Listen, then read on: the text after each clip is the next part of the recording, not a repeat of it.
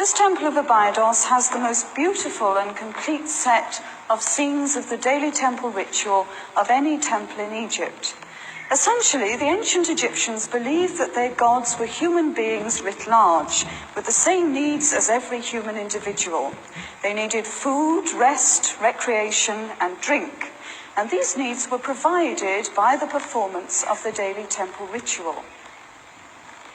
Each of the 7 chapels in the sanctuary area is dedicated to a different god, and this one is for Amun. All the scenes in this chapel show Seti I offering to the god Amun, although in real life it was the high priest who carried out these duties. Here the king slips back the doorbolt before removing the god's statue from its shrine. In this second scene, the king presents a vase of burning incense to the god. In ancient Egyptian temples, incense was frequently used. It was imported from the land of Punt, which is probably present-day Somalia.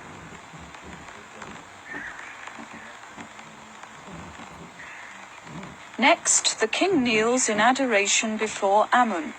The scene is surrounded by hieroglyphs, which give the dialogue between God and king, rather like comic strip balloons. Before the god's statue can be removed from its shrine, the king cleans the sanctuary floor with a cloth. Sacred water, symbolizing life, is poured.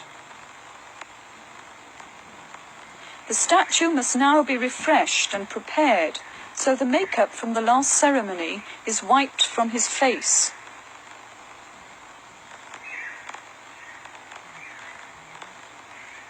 Then the 3 colored linen cloths wrapped around the god's body are removed one by one.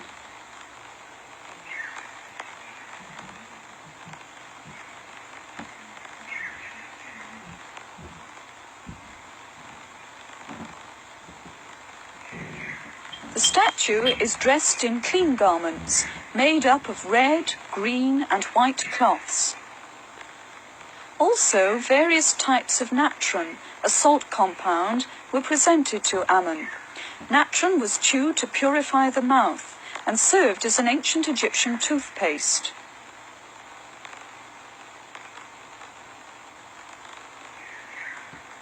Here, Seti offers 2 magnificent golden collars, and then fixes the plumed crown upon the statue. Gold bracelets and the symbols of divine kingship, the crook, flail, and scepters, are given to Amun.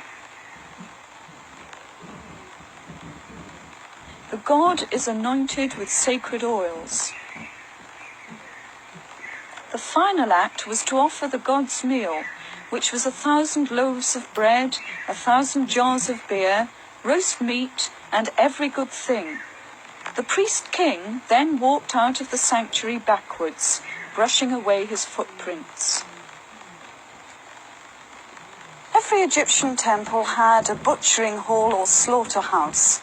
These were usually situated outside the walls of the temple itself, somewhere in the surrounding courtyard. But here at Abydos, the butchery hall and yard was situated within the temple building. On the walls of this area there are scenes of the animals being slaughtered and jointed, and this meat would eventually be offered up to the god as part of the daily ritual.